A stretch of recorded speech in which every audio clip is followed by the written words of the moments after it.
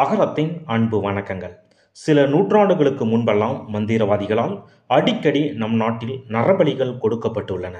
பல காரணத்திற்காக நரபலி கொடுக்கப்பட்டாலும் அதில் முக்கியமானது புதையல் எடுப்பதற்காக நரபலி கொடுப்பது. சமீபத்தில் கூட செய்தித்தாள்களில் நாம் படித்து கொண்டுதான் இருக்கின்றோம். புதையல் எடுப்பதற்காக சிறுவனை நரபலி கொடுத்தது, சிறுமியை நரபலி கொடுத்தது போன்ற சம்பவங்களை. எல்லாம் வளர்ச்சியடைந்து மூட நம்பிக்கையில் அகற்றப்பட்ட இந்த காலத்திலும் கூட நரபலிகள் அங்கொன்றும் இங்கொன்றுமாக எப்போதாவது நடந்து கொண்டுதான் இருக்கின்றது. அதனை நாம் செய்தித்தாள்களில் பார்த்து கொண்டுதான் இருக்கின்றோம். இவ்வளவு வளர்ச்சியடைந்த காலத்திலேயே இப்படி என்றால், வளர்ச்சியடையாத படிப்பறிவே இல்லாத பாமர மக்கள் வாழ்ந்த காலத்தில் சொல்லவா வேண்டும்? இப்போது கூட புதையலை பூதங்கள் காவல் காக்கின்றன. அந்த புதையலை புதைத்தவர் எடுத்தால் மட்டுமே எடுக்க முடியும். மற்றவர் எடுக்க வேண்டுமென்றால் நரபலி கொடுக்க வேண்டும் என மக்கள் சர்வசாதாரணமாக சொல்வதை நாம் கேட்டிருப்போம். ஏதாவது ஒரு மந்திரவாதி தன்னுடைய சுயநலத்திற்காக பொதுமக்களிடம் பணத்தை சுரண்ட வேண்டும் என்பதற்காக ஒரு இடத்தை காட்டி இங்கு புதையல் இருக்கின்றது என பாமர மக்களை நம்ப வைத்து அதன் மூலம் பணம் சம்பாதித்திருக்கின்றான். பாமர படிப்பறிவே இல்லாத அப்பாவி மக்கள் அதனை நம்பி புதையல் கிடைத்தால் நாம் வசதியுடன் வாழலாம் என்ற அவ நம்பிக்கையில் புதையல் எடுப்பதற்கு தேவையான அனைத்தையும் செய்கின்றனர். மந்திரவாதி அவர்களை ஏமாற்ற அனைத்து பூஜையும் செய்கின்றான். அப்போதும் புதையல் கிடைக்கவில்லை. எனவே நரபலி கொடுத்தால் மட்டுமே இந்த புதையல் மேலே வரும் என மக்களை ஏமாற்றுகின்றான். அப்படி சொன்னால்தான் அதோடு போதும் என்று பாமர மக்கள் சொல்லிவிடுவார்கள் என நம்பினான் மந்திரவாதி. ஏனென்றால் ஒரு உயிரை கொன்று அந்த பாவத்தில் கிடைக்கும் பணம் தனக்கு வேண்டாம் என அப்பாவி மக்கள் எண்ணுவார்கள் என்று மந்திரவாதி முழுமையாக நம்பினான். அதனாலேயே நரபலி கொடுக்க வேண்டும் என கூறியிருப்பான். அதிலும் சில மக்கள் தமக்கு பொன்னும் பொருளும் வேண்டும் என்பதற்காக நரபலிக்கு ஒத்துக்கொண்டிருப்பார்கள். அப்படி இந்தியாவில் பல இடங்களில் நரபலிகள் கொடுக்கப்பட்டுள்ளன. ஆனாலும் கடைசியில் மக்களுக்கு ஏமாற்றம் மட்டுமே மிஞ்சியிருக்கும். மந்திரவாதி ஏதாவது ஒரு சாக்குப்போக்கு காரணத்தை சொல்லி பணத்தை வாங்கி கொண்டு சென்று விடுவான். அப்படி நரபலி கொடுக்கப்பட்ட ஒரு கர்ப்பிணி பெண்ணின் சோக கதைதான் பொன்னாத்தாள் கதை. கடையம் என்ற கிராமத்தில் அஞ்சன பெருமாள், பொன்மாரி தம்பதியினர் வாழ்ந்து வந்தனர். இந்த தம்பதியினருக்கு வரிசையாக 7 ஆண் குழந்தைகள் பிறந்தது. ஒரு பெண் குழந்தை இல்லையே என ஏங்கினார்கள் அஞ்சன பெருமாளும் பொன்மாரியும். வேண்டாத தெய்வம் இல்லை, இருக்காத விரதம் இல்லை, தவமாய் தவம் இருந்தனர். இவர்களின் தவத்தின் பயனால் பொன்மாரியும் முழுகாமல் இருந்தாள். 10வது மாசம் அழகான பெண் குழந்தை பிறந்தது. அவளின் பொன்னிற மேனியை பார்த்து அக்குழந்தைக்கு பொன்னிறத்தாள் என பெயரிட்டனர்.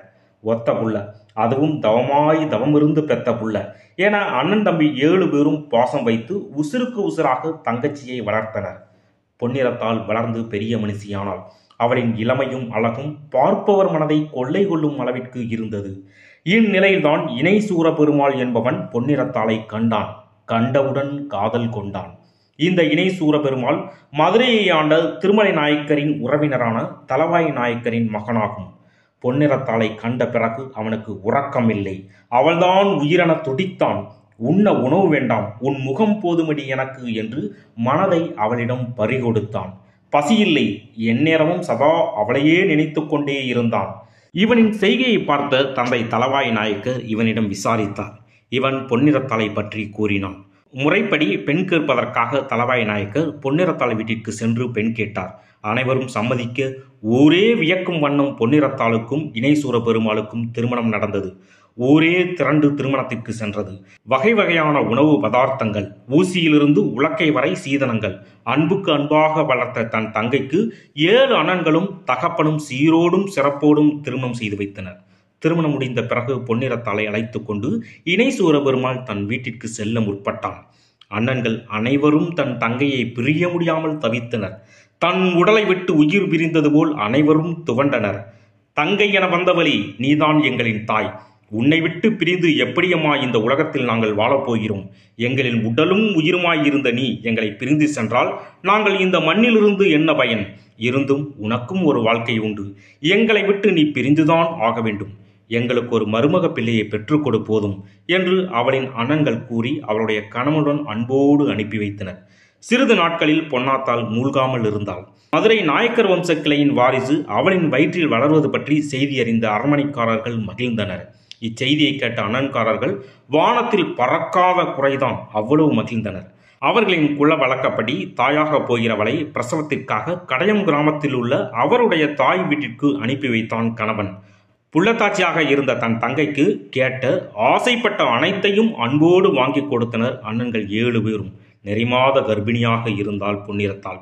இந்நிலையில் அன்று அவளின் தோழிகள் ஆற்றில் குளிப்பதற்காக சென்றனர். அப்போது பொன்னிறத்தாளையும் ஆற்றில் குளிக்க வருகிறாயா என்று கேட்டனர்.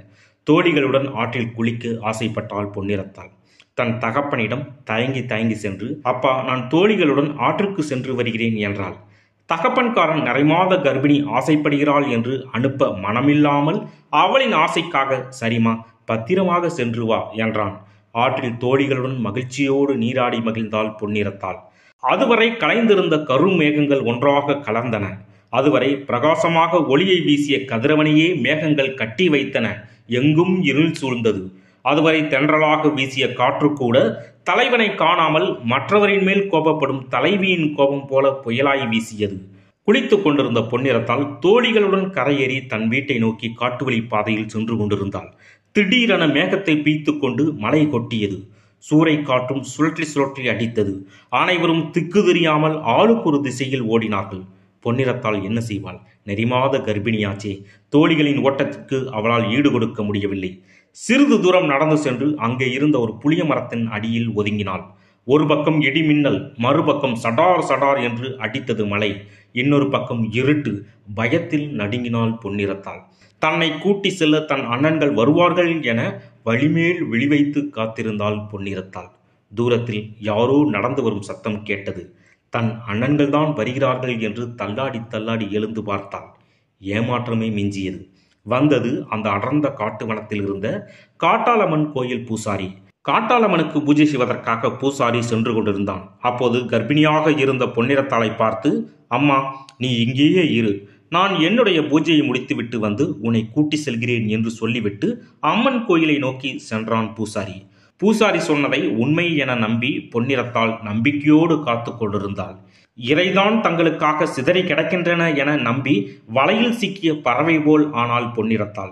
பூசாரி நேராக காட்டாளம்மன் கோவிலுக்கு சென்று அங்கிருந்தவர்களிடம், கர்ப்பிணி பெண் கிடைத்து விட்டாள், நீங்கள் புதையலை எடுப்பதற்கான வேலையை தொடங்குங்கள் என்றான். எனவே மந்திரவாதியும் புதையலை எடுப்பதற்காக சேர்ந்த 61 பேரும் காட்டாளம்மன் கோயிலில் பூஜையை தொடங்கினார்கள். உடனே 4-5 பேர் சென்று பொன்னிறத்தாளை பார்த்தார்கள். புயல் மலையில் சிக்கிக் கொண்ட விஷயத்தை இவர்களிடம் சொல்லி என்னை வீட்டில் தேடுவார்கள், என்னை பத்திரமாக வீட்டில் விட்டுவிடுங்கள் என்று கெஞ்சினாள் பொன்னிறத்தாள். அதற்கு அவர்களும், பெண்ணே, கண்டிப்பாக உன்னை நாங்கள் வீட்டில் பத்திரமாக விட்டுவிடுகிறோம் என்று கூறி அழைத்து கொண்டு சென்றனர். ஆனால் வீடு பக்கம் செல்லாமல் காட்டாளம்மன் கோவில் பக்கம் சென்றதால் இவளுக்கு அவர்கள் மீது சந்தேகம் எழுந்தது. எங்கே என்னை அழைத்து செல்கிறீர்கள், சொல்லுங்கள் என கெஞ்சினாள். அதில் ஒருத்தன், சீக்கிரம் நடடி என்று அவள் முதுகில் அடித்தான். அப்போதான் அவளுக்கு புரிந்தது, தான் கல்வர்களின் கையில் அகப்பட்டு கொண்டோம் என்று. அண்ணே, நான் நகை பூராவும் தரேன், இதுக்கு மேலே வேண்டுமானாலும் என் அண்ணன்கள் கொடுப்பார்கள், அவர்கள் எனக்காக உசிரையே கொடுப்பாங்க, தயவு செய்து என்னை விட்டுவிடுங்கள் என கதறினாள் பொன்னிறத்தாள். கல்வர்களுக்கு ஈவு இரக்கமே அவளின் மீது வரவில்லை. அவர்களுடைய நோக்கம் புதையல் மட்டுமே. அதற்காக எந்த எல்லைக்கும் செல்ல தயாராக இருந்தார்கள் கல்வர்கள். பொன்னிறத்தாளை பூஜை நடத்தப்படும் இடத்திற்கு இழுத்து சென்றனர். அப்போதுதான் அவளுக்கு முழுமையாக புரிந்தது, தான் நரபலி கொடுக்க இருக்கிறோம் என்று. மந்திரவாதி ஒரு பெரிய வாழை இலையை போட்டு அந்த வாழை இலையில் அவளை கிடத்தும்படி கூறினான். கல்வர்களும் அவ்வாறே செய்தனர். மேலும் அவளின் கைகளின் மேல் இருவரும் காலின் மேல் இருவருமாக ஏறி நின்று கொண்டனர், அவள் அசையாதபடி இருப்பதற்காக. பொன்னிறத்தாள் அலறினாள், துடித்தாள். அவளின் அலறல் சத்தம் தூரத்தில் இருந்த வீடுகளுக்கு கேட்டது. ஊர் மக்கள் அனைவரும் அரிக்கன் விளக்கை ஏந்தி கொண்டு காட்டு வழி பாதையில் சத்தம் அந்த திசையை நோக்கி வந்து கொண்டிருந்தனர். ஆனால் அதற்குள் கல்வர்கள் பொன்னிறத்தாளின் உடலில் மஞ்சள் நீரை ஊற்றி கழுத்தில் பெரிய மாலையை அணிவித்தார்கள். மறுகணமே ஒருவன் பெரிய வீச்சருவாளால் பொன்னிறத்தாளின் கழுத்தை வெட்டினான். தலை துண்டாகி தூர போய் விழுந்தது. கிராமத்தினர் ஓடி வருவதைக் கண்ட எல்லோரும் போட்டது போட்டபடி விட்டுவிட்டு ஓடி மறைந்தனர். பொன்னிறத்தாள் தலை வேறாக உடல் வேறாக கொலையுண்டு கிடந்தாள். அதனைக் கண்டு அவளின் தாய் அழுது துடித்தாள். அண்ணன்மார்கள் தன் உயிரையே போனது போல துடித்தனர். சில நாட்கள் கழிந்தது. பொன்னிறத்தாளை நரபலி கொடுத்த கல்வர்கள் திடீரென மரணமடைந்தார்கள். இதற்கெல்லாம் காரணம் பொன்னிறத்தாள் தான் என தெரிந்து கொண்ட மக்கள் பொன்னிறத்தாளின் ஆன்மா சாந்தி அடைய பூஜைகள் செய்தனர். பின்னர் அந்த இடத்திலேயே ஒரு ஆலயத்தை எழுப்பி அவளை தெய்வமாக வழிபட்டனர். பின்னரே பொன்னாத்தாள் அமைதி அடைந்தாள். இன்றும் அங்கு காவல் தெய்வமாக இருந்து நம்பி வரும் மக்களுக்கு வேண்டியதை தருகிறாள் பொன்னாத்தாள். மேலும் இது போன்ற ஆன்மீக கதைகள், கோயில் வரலாறுகள் போன்றவற்றை தெரிந்து கொள்வதற்கு மறக்காம நம்மளுடைய சேனலை சப்ஸ்கிரைப் பண்ணுங்க. நன்றி.